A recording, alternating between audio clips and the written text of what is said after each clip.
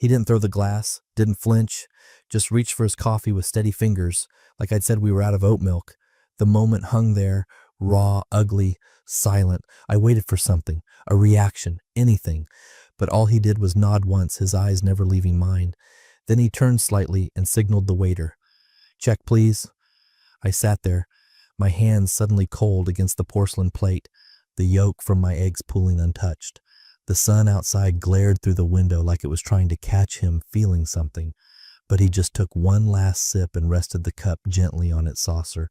No questions, no raised voice, just that unnerving calm. That's when I realized I hadn't hurt him. Not really. I'd given him information, and he was already filing it away. That scared me more than if he'd screamed.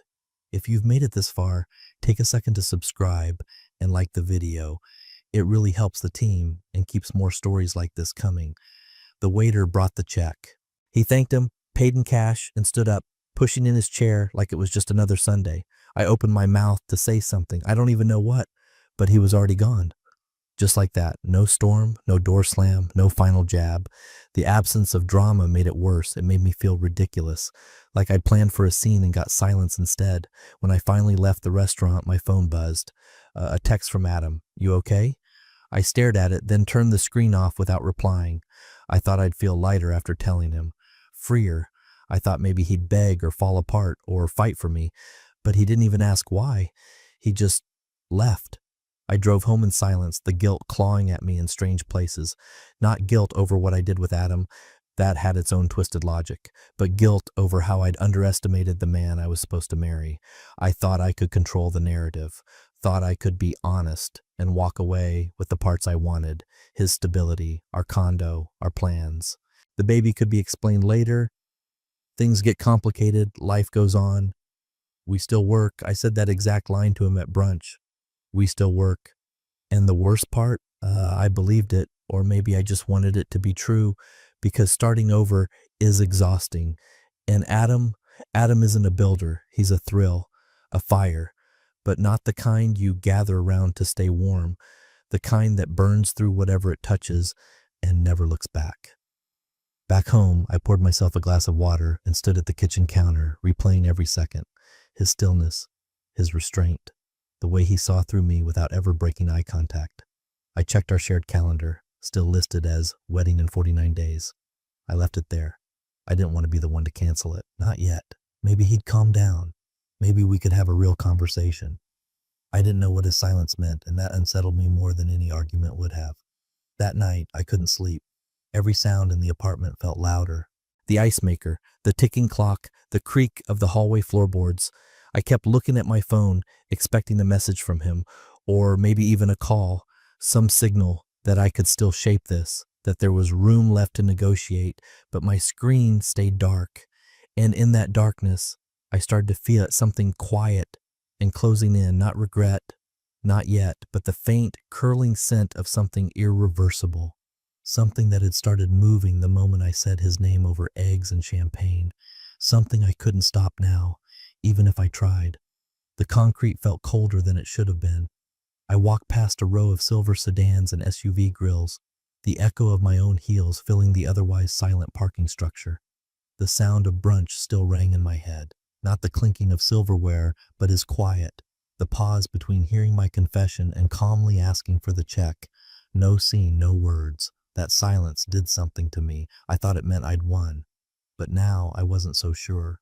I got to my car, opened the door, and slid in, letting the silence close in again. My hand hovered over the ignition, then I reached for my phone instead. There was a number I hadn't seen in years, stored under a name I hadn't spoken since the estate settled, David Trammell. My father's old corporate attorney, the one who handled quiet deals, not courtrooms. He only called when things were already in motion, when things needed to disappear. I tapped his contact and waited. 1 ring, 2. "David," I said when he picked up. My voice didn't shake. "It's time. I need to initiate a contingency." There was a pause, not confusion, recognition. I heard the scratch of pen on paper. "Understood," he said. "Send me the files. Use the same protocol. I'll confirm receipt within the hour." Then he hung up. I sat there for a second, phone still in hand. A dull buzz filled my ears, the kind that follows a fall. except I hadn't hit the ground yet. I wasn't even sure what was happening. All I knew was something had shifted, and whatever he'd just started, it had nothing to do with anger. It felt like precision. I unlocked the glove compartment. Inside, tucked beneath a stack of insurance forms, was a black flash drive I hadn't seen in months. I'd forgotten he kept it there, or maybe I'd never known. When we first got serious about the business, he'd said he needed a failsafe. Worst case stuff, he'd called it. Redundancy, not mistrust.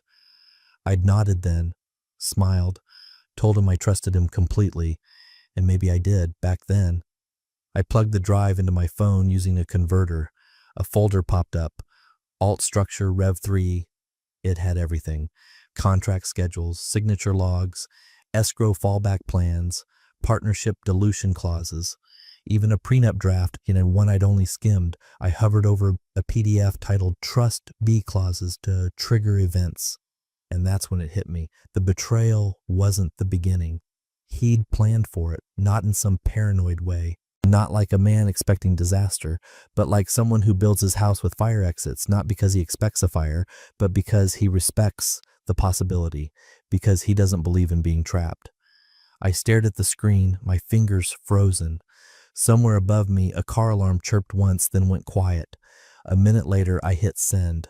The files uploaded in silence, and I stared out at the rows of parked cars. None of them moved. None of them knew what was coming. Not Adam, not me, not even the version of myself who thought she could say, "It's Adam's baby," and walk away with the ring, the business, and a carefully constructed life. That version of me was already obsolete. In her place, someone else was forming. Slowly, painfully, in the cold glow of a man's restraint. Not his forgiveness, not his fury, his contingency. We were sitting by the fireplace the night Adam brought it up, just 3 months before everything unraveled. A glass of scotch in his hand, a half smile on his face, and that lazy charm he used whenever he wanted something. "Look," he said, "it's not that I don't trust you. I just think if anything ever happened, you got sick, hit by a bus, whatever, we should both have co-signatory rights. Redundancy, babe, makes us stronger." I nodded slowly, the firelight catching the rim of my wine glass. It sounded practical. It always did with him, but I also knew Adam's practicality was just a smooth-talking form of self-interest. He didn't believe in accidents. He believed in opportunities, and he wanted to be first in line when they came. So I agreed, let him think he'd won, let him bring it to the firm's counsel, show up to the document review with his highlighted edits like he knew what he was doing. What he didn't know was that the actual work was already done, and it wasn't in the main partnership agreement. It was buried 3 documents deep. Schedule C, Addendum 2, that's where I hid it. One line, no bold, no underline. Just legal language dressed in soft gray font. In the event of breach of fiduciary trust, including but not limited to undisclosed personal conflict, financial malfeasance, or behavior reasonably understood to compromise the partnership, the offending party's equity shall revert at 0.0x valuation pending audit. I remember the night I typed that line. He was asleep beside me, snoring softly. I stared at the ceiling for hours before I finally opened the laptop. Not because I was suspicious, not yet, but because I'd lived enough life to know what men like Adam couldn't resist. Proximity and opportunity. And I wasn't going to let either become my liability. He signed it 2 days later, smiled when he did, said something about covering all our bases. I kissed his cheek and countersigned without a word. Now, sitting alone in my apartment, I opened the latest audit logs on my tablet. His access trails, transaction notes, vendor handoffs he'd routed through a shell company I didn't recognize.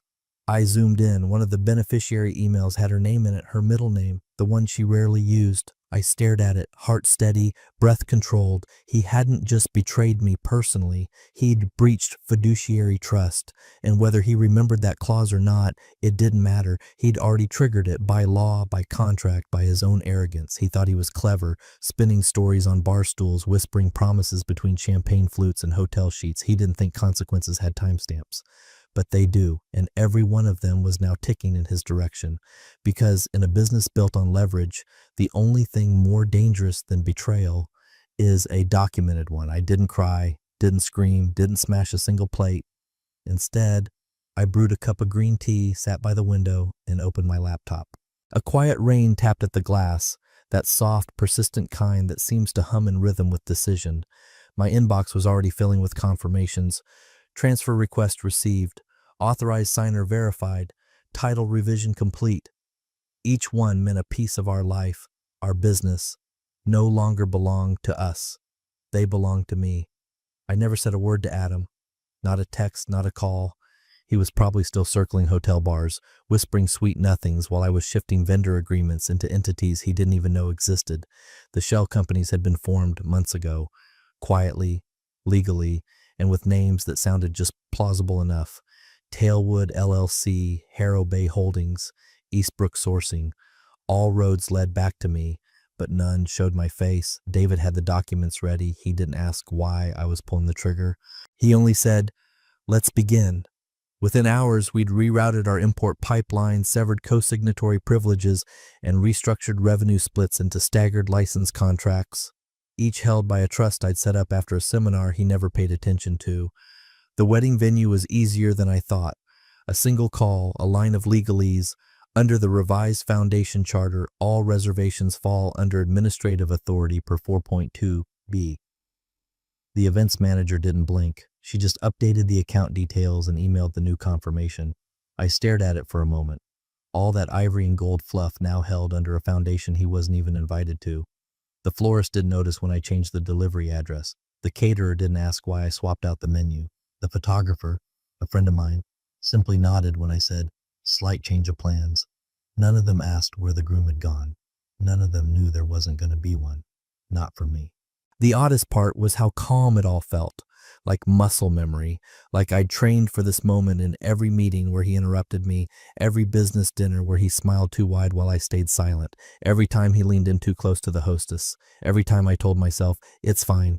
We work." It wasn't fine, but I did work, meticulously. By the second day, the vendor stack was sealed, corporate cards canceled, login access rerouted, licensing revenue redistributed. He was still listed as partner on the old pitch decks, but that's all they were now. Old. I watched the system logs roll in. Adam's login attempts bouncing off the firewall like moths against glass.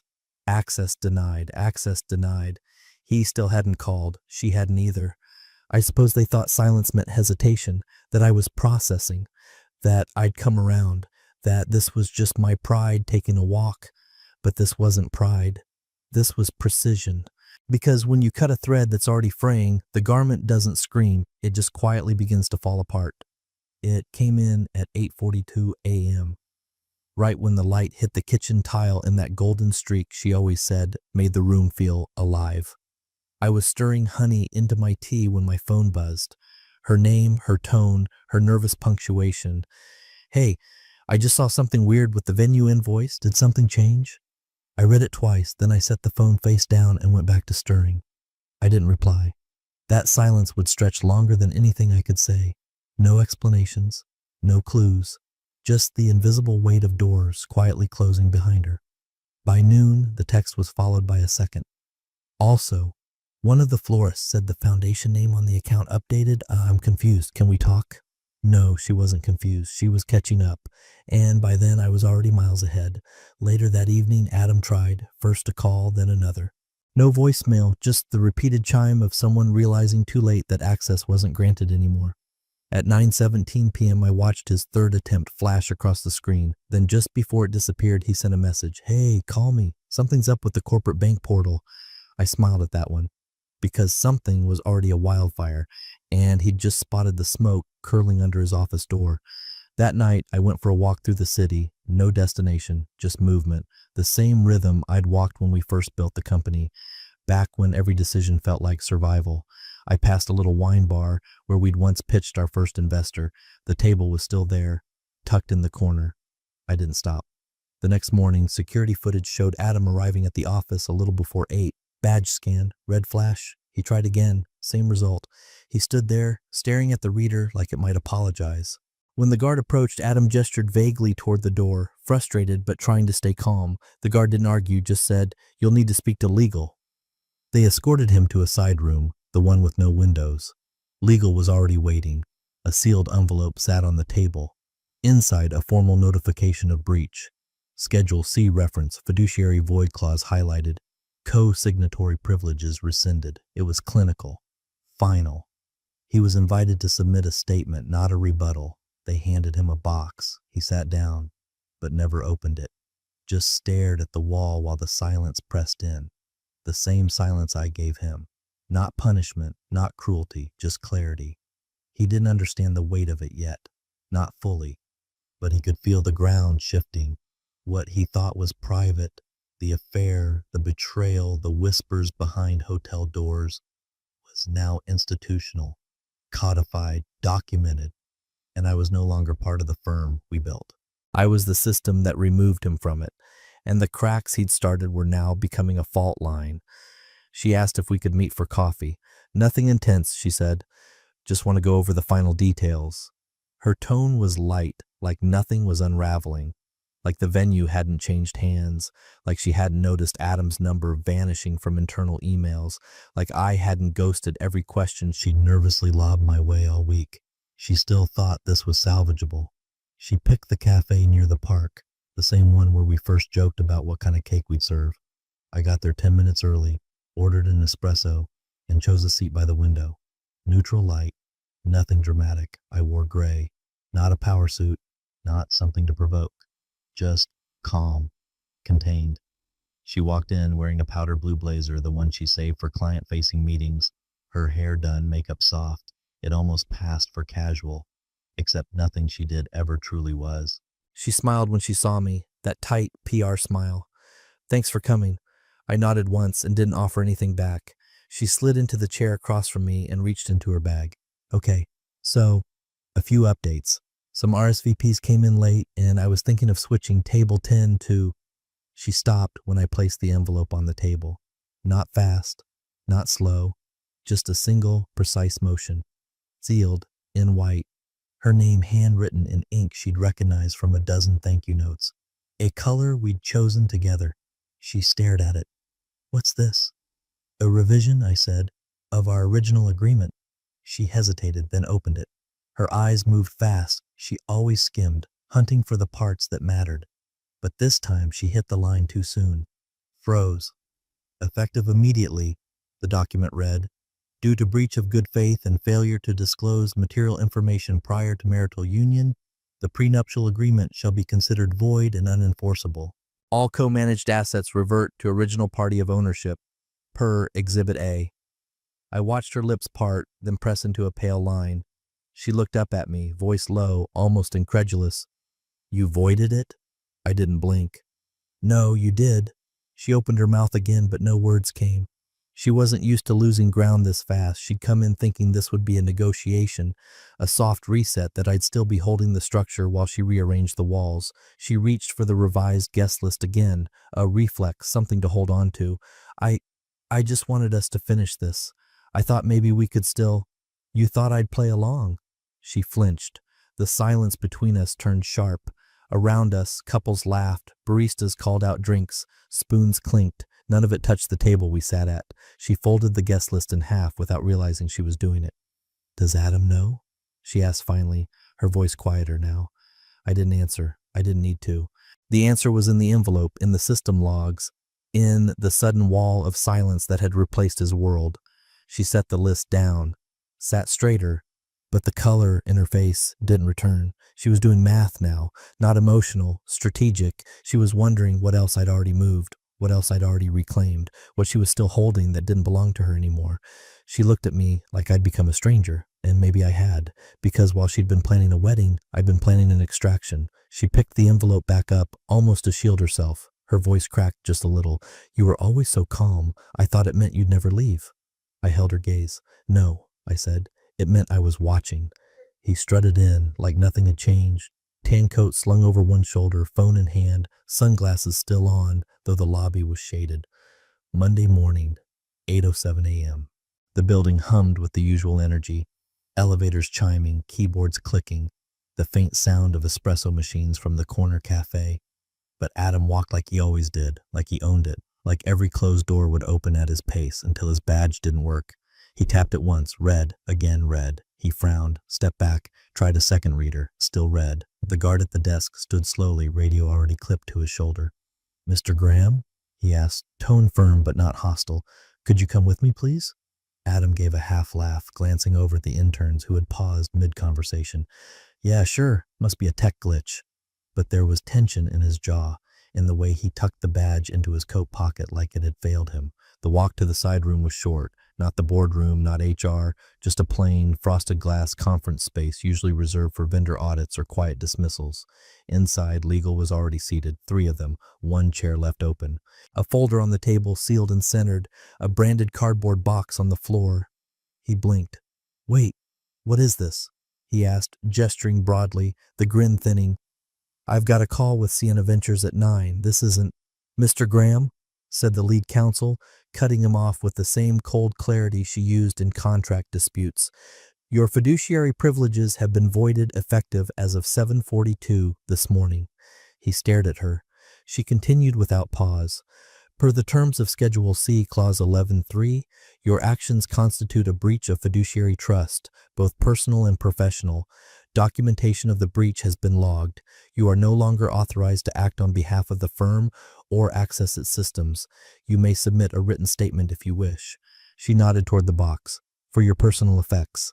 Adam didn't sit. He looked at each of them, waiting for someone to flinch, to break. No one did. Their eyes were steady, bored almost, the way you look at a closed case.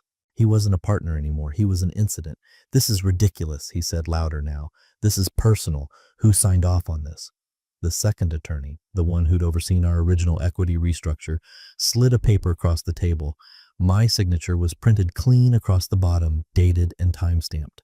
Adam stared at it. His hands stayed loose at his sides, but his shoulders had gone rigid. "You were the one who said we should keep business and personal separate," the lead counsel said. "Now they're separate." For the first time, Adam didn't have a comeback. He didn't reach for the paper, didn't ask who else knew, because he already understood. The silence was louder than anything he could say. There was no yelling that would undo the logs, no charm that would undo the clause. He hadn't just cheated, he'd disqualified himself, and the system we built was the one closing the door behind him. He lowered himself slowly into the empty chair, not to fight, just to breathe. The box stayed on the floor between his feet, untouched. From the hallway, someone passed by laughing, the sound distant and normal, like the company hadn't just discarded one of its founders, like the building never even noticed. The email came in at 6:41 p.m., right as she was unlocking the door to her apartment, the one we'd once toured together, back when we thought shared space meant shared future. She kicked off her heels, tossed her coat over the arm of the couch, and glanced at her phone. The subject line was sterile, bureaucratic. Notification of reclassification. File number 78491BS. She opened it, thumb frozen mid-scroll as the words unfolded in clinical order. Notice, as of this date, mutual holdings under Trust 4B have been reclassified per submitted filings. Prenuptial contract number C22239 has been rendered null under Clause 9.1, breach of declarative intent. Trust converted to single beneficiary status effective immediately.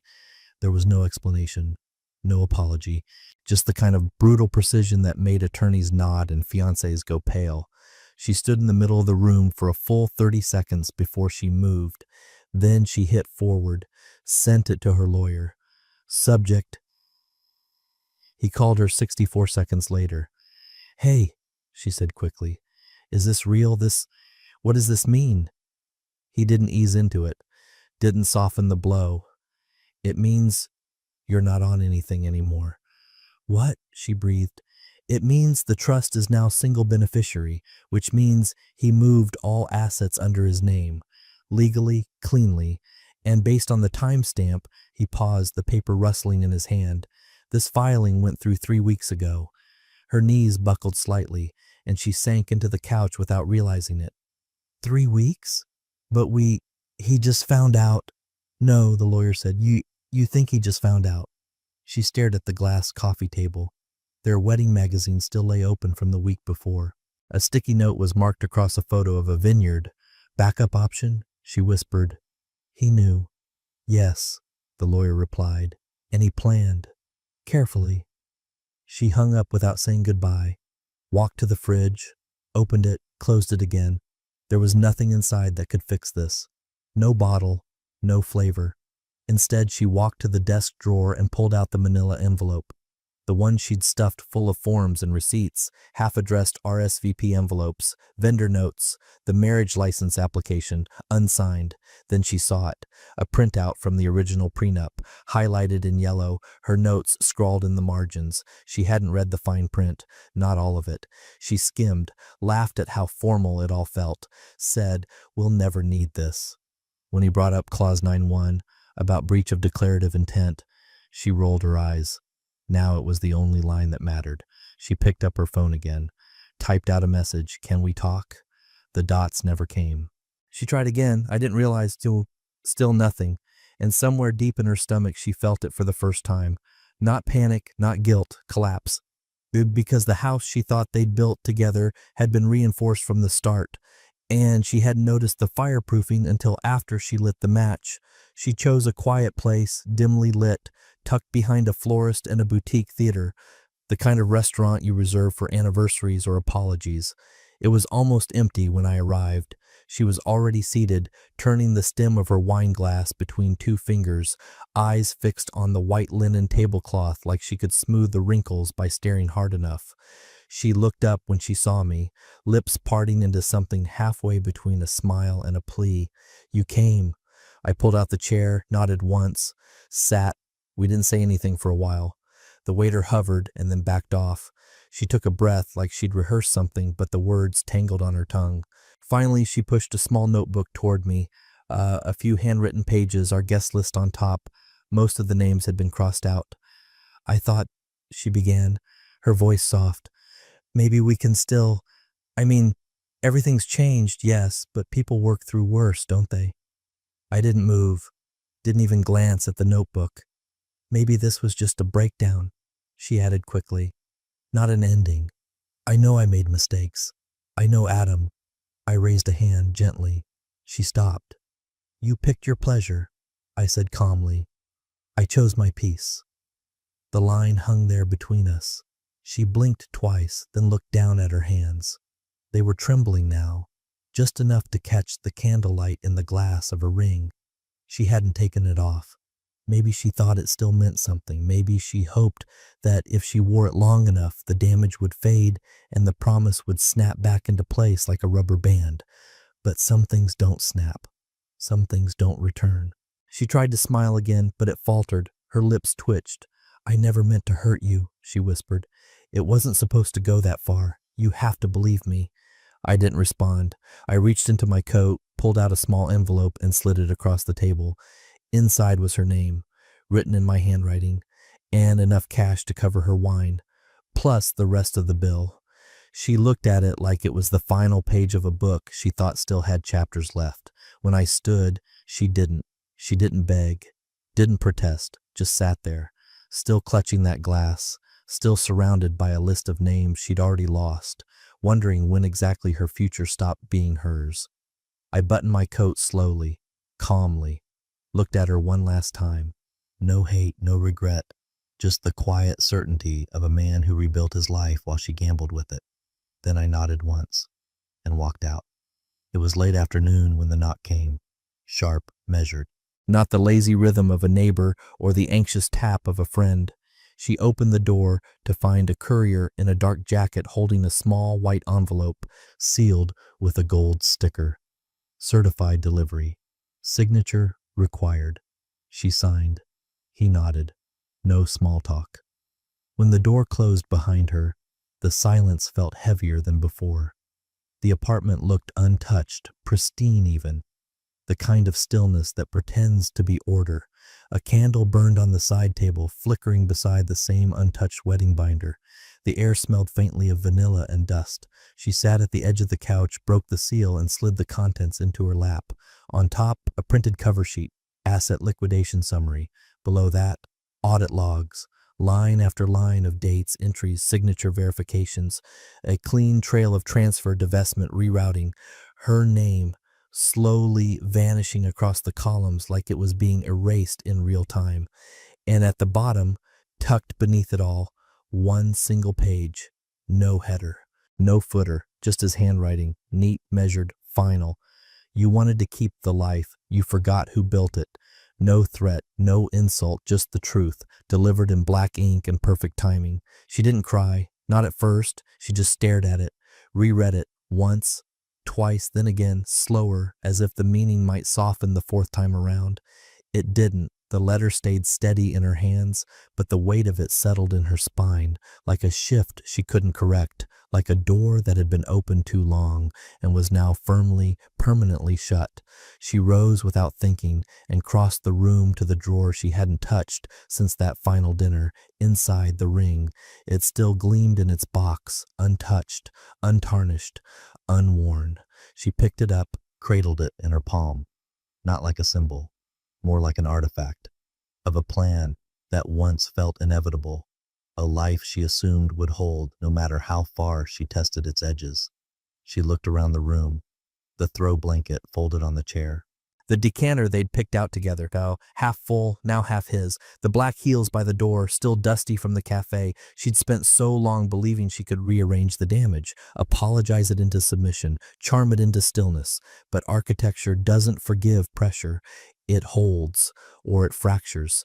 And in her hands was the proof, not just that he'd left, but that he'd designed the exit long before she ever noticed the cracks. She hadn't just lost him, she'd lost the foundation beneath her. The life she thought she could edit now existed only in signed filings, encrypted logs, and a man who would never again answer her calls. She'd played for pleasure, he'd built for permanence, and now the future she thought she'd owned sat sealed inside a legal envelope, while the architect walked on without her,